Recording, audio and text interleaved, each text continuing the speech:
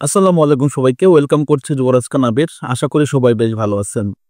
As a football fan, as a football content creator হিসেবে যদি আজকে লিওনেল মেসিকে নিয়ে কথাবার্তা না বলি তাহলে মনে হয় অন্যায় হয়ে যায়। আমি মূলত ব্রাজিল সাপোর্টার, ব্রাজিল ফুটবলের খুঁটিনাটি বিষয় নিয়ে কথাবার্তা বলি। কিন্তু অনেকেই আছে যারা আমার ভিডিওতে আছে, যারা আর্জেন্টিনা সাপোর্টার, তারা অনেকেই চাই যেন আমি অন্তত কিছু সময় আর্জেন্টিনার দল নিয়ে, মেসিকে নিয়ে একটু কথাবার্তা বলি। তো আমারও আসলে ইচ্ছা হয়, তারপরেও আসলে ব্যস্ততার কারণে যখন ব্রাজিলের নিউজগুলো করি খুব একটা আসলে সময় হয় না, কারণ জানেন ভিডিও করে এডিট করতে টাইম লেগে যায়। তারপরেও বসলাম মেসিকে নিয়ে কথাবার্তা বলার জন্য, মেসির বন্দনা করার জন্য না, এটা অবভিয়াসলি করা উচিত। বিকজ লিওনেল মেসি এই ম্যাচে সকালবেলা আপনারা জানেন যে 2টা গোল করছে এবং একটা অ্যাসিস্ট করছে। রেড বুলের এগনেস্টে তার দল জিতছে 5-1 গোলে। প্রথমে সে আসলে তার দল গোল হজম করে ফেলে কর্নার থেকে, এরপরে ইন্টার মায়ামি শো, এরপরে মেসি শো। অর্থাৎ এই ম্যাচটাতে টোটাল ইন্টার মায়ামি গোল করছে 5টা, তার ভিতরে 4টা গোলেরই আসলে সরাসরিভাবেই জড়িত লিওনেল মেসি, একদম সরাসরিভাবে জড়িত 3টা গোলে, এবং আরেকটা গোলের বলটা ক্রিয়েট কিন্তু মেসি করে দিছে। সো এই যে লিওনেল মেসি একটা আনসেন প্লেয়ার, অবিশ্বাস্য একটা প্লেয়ার, আপনাকে লিওনেল মেসির প্রশংসা করতে হবে। আপনি আর্জেন্টিনাকে পছন্দ নাই করতে পারেন, আপনি মেসিকে পছন্দ নাই করতে পারেন, বাট তার খেলাকে আপনাকে অবশ্যই প্রশংসা করতে হবে। দুর্দান্ত একটা প্লেয়ার।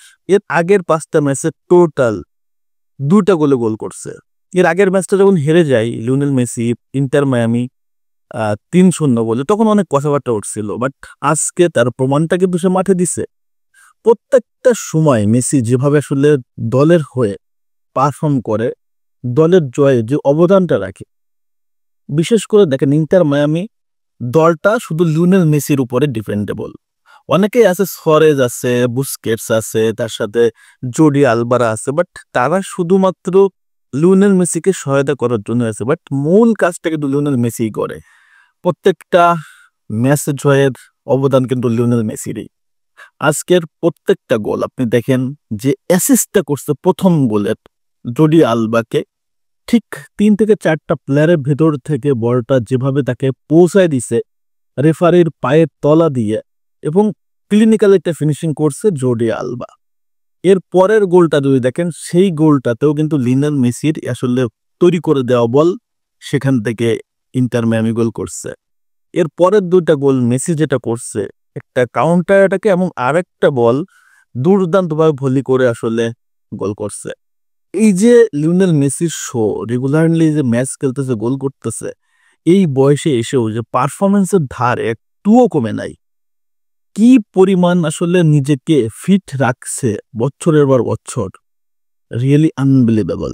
এবং এই মেসি সামনে বিশ্বকাপ তো খেলবেই, এবং বিশ্বকাপে যদি জিতেও যায় আর্জেন্টিনা, অবাক হওয়ার কিছু থাকবে না। লিওনেল মেসির এখনো যে পারফরমেন্স, মাঠে 8-10 জনের মতো তার কিন্তু খেলে না, আর 10 জনের মতো কিন্তু সে দৌড়ায় না, তার চেয়ে বেশি দৌড়ায়, এখনো ঘোড়ার মতো ছোটে।